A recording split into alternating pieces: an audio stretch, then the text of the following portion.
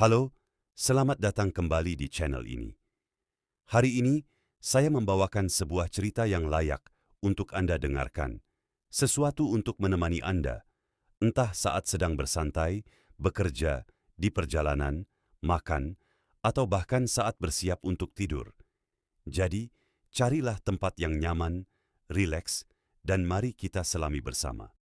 Pada tahun 1938, seorang mekanik muda Jepang mencurahkan segalanya, tabungannya, perhiasan keluarganya, uang pinjaman dari teman-temannya, ke dalam sebuah bengkel, yakin bahwa ia akhirnya telah merancang ring piston yang sempurna. Ia membawa prototipenya ke Toyota untuk disetujui. Mereka menolaknya. Tidak hanya sekali, tapi berulang kali, mengirimnya kembali ke meja gambar berkali-kali saat uangnya habis dan bengkelnya hancur secara harfiah dalam sebuah gempa bumi. Ia kemudian kehilangan pabriknya karena bom Amerika dalam Perang Dunia Kedua, dan kemudian menyaksikannya runtuh lagi dalam gempa bumi kedua tak lama setelahnya. Kebanyakan orang akan menganggap ini sebagai tanda untuk berhenti. Soichiro Honda menganggapnya sebagai biaya kuliah. Inilah kisahnya. Bagian 1. Putra Sang Pandai Besi. Soichiro Honda lahir pada 17 November 1906 di desa kecil Komyo, di prefektur Shizuoka, Jepang. Ayahnya adalah seorang pandai besi yang juga memperbaiki sepeda, dan sejak usia dini, Honda menghabiskan waktu berjam-jam di bengkel ayahnya, menghirup aroma logam panas dan ritme alat-alat yang membentuk bahan mentah menjadi sesuatu yang fungsional. Ia memiliki sedikit minat pada sekolah formal dan, menurut sebagian besar catatan, ia adalah siswa yang biasa-biasa saja dan sering nakal. Apa yang memikatnya justru adalah segala sesuatu yang bersifat mekanis. Pada usia 8 tahun, Honda melihat mobil pertamanya melewati desanya, pemandangan langka, dan mendebarkan di pedesaan Jepang saat itu, dan dilaporkan mengejarnya di jalan dengan berjalan kaki. Terpesona. Ketertarikan yang sama menariknya ke arah apapun yang bermesin selama sisa masa kecilnya. Pada usia 15 tahun, setelah tidak menunjukkan antusiasme nyata untuk melanjutkan pendidikannya, Honda meninggalkan rumah menuju Tokyo untuk menjadi magang di Art Shokai, sebuah bengkel perbaikan mobil, secara efektif memulai kehidupan kerjanya sebagai mekanik daripada sebagai siswa. Masa magang itu sangat berat menurut standar modern. Selama beberapa tahun pertama, Honda bahkan tidak diizinkan menyentuh kendaraan pelanggan. Sebaliknya, ia membersihkan bengkel, menjalankan tugas, dan merawat anak pemilik bengkel, sambil menonton dan menyerap pengetahuan mekanis apapun yang bisa ia dapatkan dari pinggir lapangan. Akhirnya, ia diizinkan bekerja langsung pada mobil, dan bakat alaminya dalam mekanika menjadi nyata. Ia dikenal karena solusi perbaikan yang kreatif, terkadang tidak konvensional, termasuk mengerjakan mobil balap, dan pada awal usia 20-an, Honda telah menjadi cukup terampil untuk membuka cabangnya sendiri dari Art Shokai di daerah asalnya, Hamamatsu, pada tahun 1928, menjalankannya dengan sukses selama bertahun-tahun. Bagian 2. Obsesi ring piston. Pada awal 1930-an, Honda mulai merasa gelisah dengan perbaikan mobil. Ia ingin memproduksi, bukan sekadar memperbaiki. Pada tahun 1937, ia mendirikan Tokai Seiki, sebuah perusahaan yang berfokus pada memproduksi ring piston, komponen mesin yang kecil namun krusial.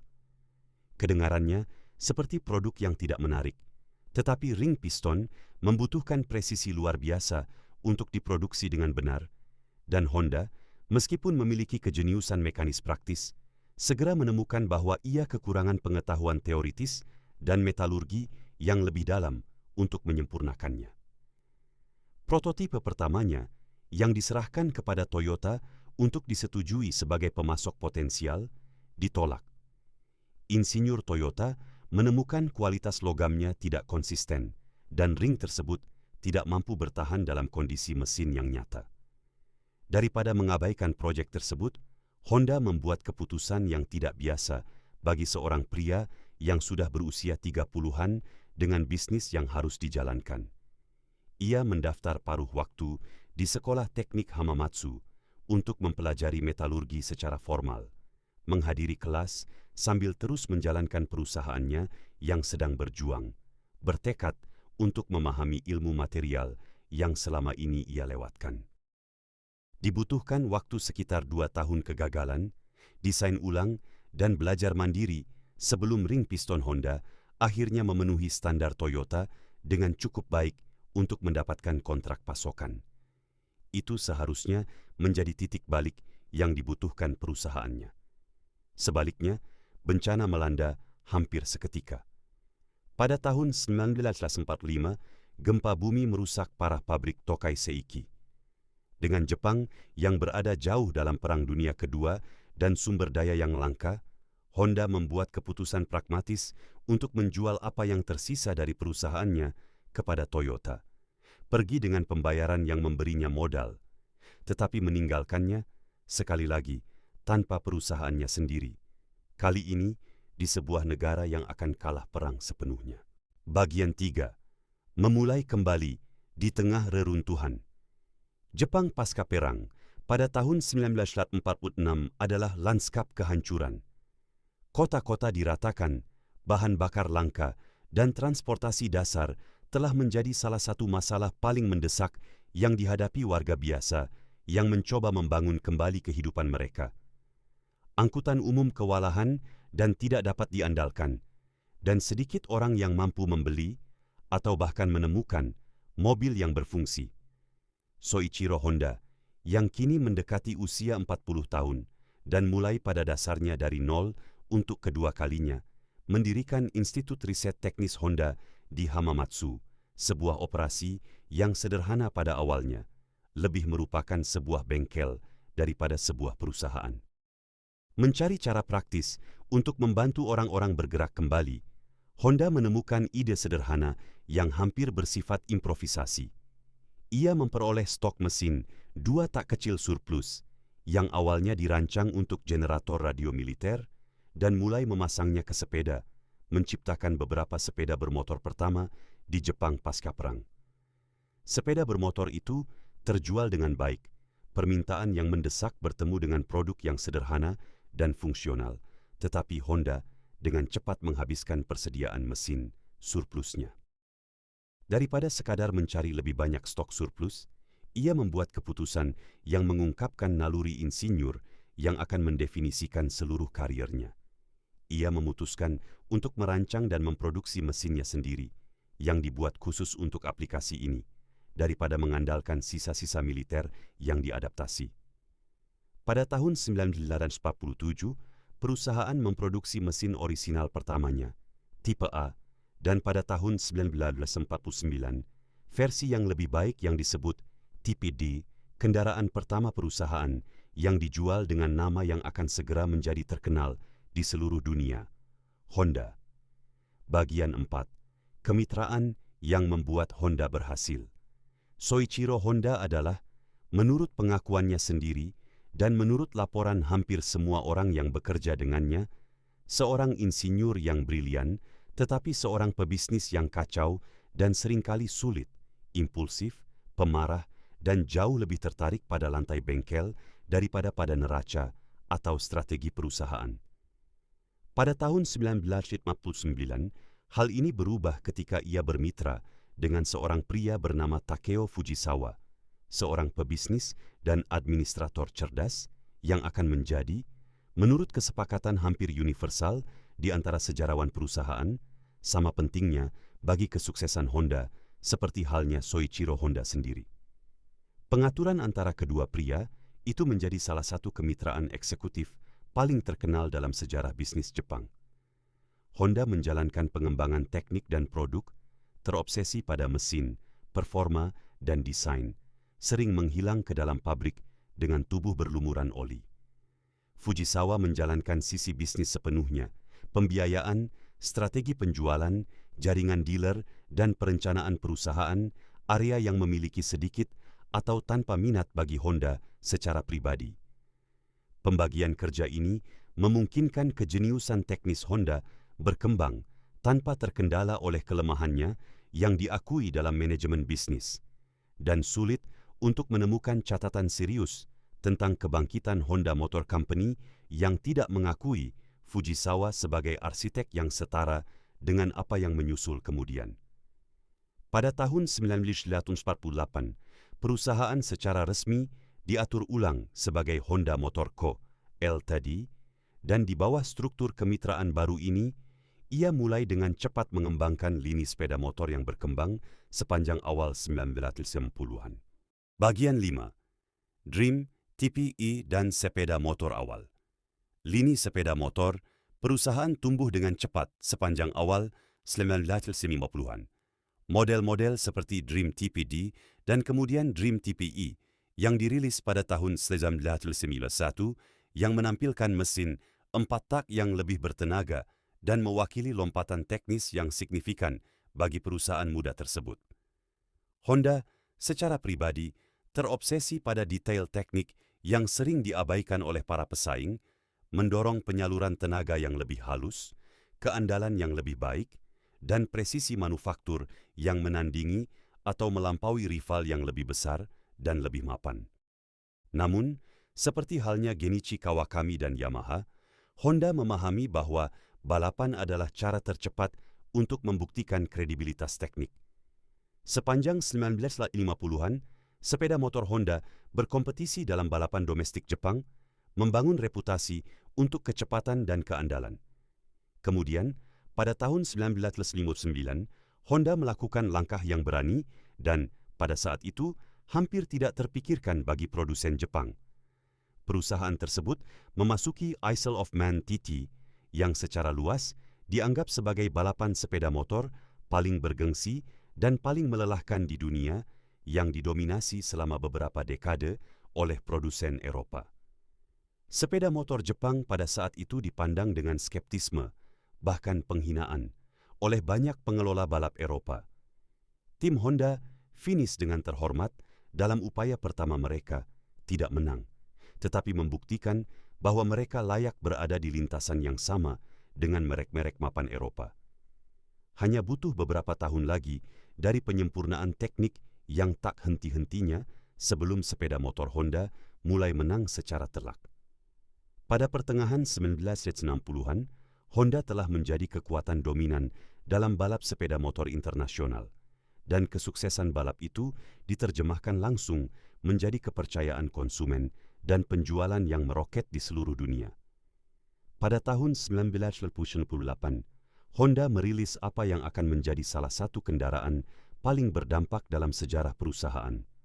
Super Cub, sepeda motor yang ringan, mudah dikendarai, dan sangat hemat bahan bakar yang dirancang untuk transportasi praktis sehari-hari daripada kecepatan atau olahraga. Super Cub menjadi fenomena global yang akhirnya diakui sebagai kendaraan bermotor terlaris dalam sejarah manusia, dengan jumlah produksi akhirnya melampaui 100 juta unit.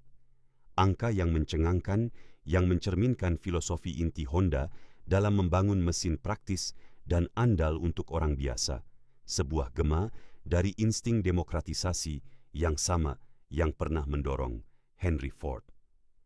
Bagian 6. Lompatan ke dalam industri mobil. Setelah menaklukkan sepeda motor, Honda mengarahkan pandangannya pada pasar yang hampir dikatakan semua orang bukan bidangnya, mobil. Kementerian Perdagangan Internasional dan Industri Jepang yang memegang pengaruh besar atas kebijakan industri Jepang di dekade-dekade pasca perang, sebenarnya mencoba menghalangi pendatang baru ke dalam industri otomotif domestik yang sudah ramai pada awal 1960-an, lebih memilih untuk mengonsolidasikan manufaktur di antara pemain yang lebih sedikit dan lebih besar. Honda tetap maju. Pada tahun 1993, Honda merilis mobil produksi massal pertamanya, truk pickup mini T30, diikuti segera oleh mobil sport S500. Kendaraan awal ini mencerminkan akar teknik Honda secara langsung. Perusahaan menerapkan teknologi mesin yang berputar tinggi dan berasal dari sepeda motor ke dalam desain mobilnya, menghasilkan mobil yang lebih kecil dan lebih berorientasi pada performa daripada sedan keluarga biasa di era itu, berbeda dari apa yang dibangun oleh produsen mobil Jepang lainnya. Sepanjang dekade-dekade berikutnya, Honda berekspansi secara agresif ke pasar internasional, termasuk dorongan yang sangat signifikan dan sukses ke Amerika Serikat mulai akhir 1960-an dan berakselerasi sepanjang 1970-an. Reputasi perusahaan untuk keunggulan teknik, efisiensi bahan bakar, dan keandalan tiba tepat pada saat krisis minyak global membuat kendaraan hemat.